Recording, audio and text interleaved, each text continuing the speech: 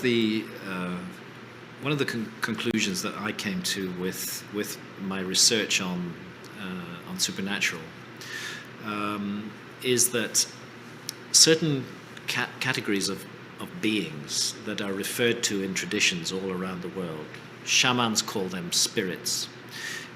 In medieval Europe, they were called fairies and elves. And in modern society, I would suggest they're called aliens. That all of these are the result of experiences in altered states of consciousness. And that if we are in the alert, problem-solving mode of consciousness, we are not going to have those experiences.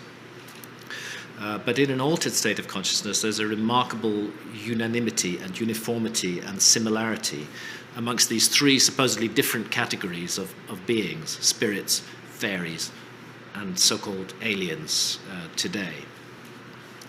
I really went into this in some depth in my research, and I found that there are really astonishing similarities amongst these three categories of beings. Very commonly, shamans, just as we saw from the painted caves, will encounter a spirit being in a therianthropic form, part animal and part human.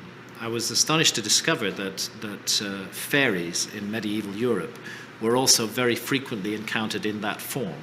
And I have a woodcut from Holland in the 15th century on my desk, which shows a group of fairies dancing in a ring. And if you look closely at them, you see that they are therianthropes, that they have horns and hooves, that they're part animal and part human. And again, in the modern phenomenon of alien abductions, and we have massive documentation on this as a result of John Mack's work, for example.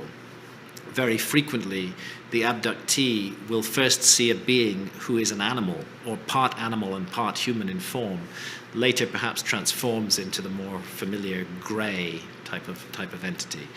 So there's that common motif running through all three of these experiences. What were fairies best known for and feared for in medieval Europe? It was abducting human beings. What are aliens today best known and feared for? Abductions. What happens with shamans?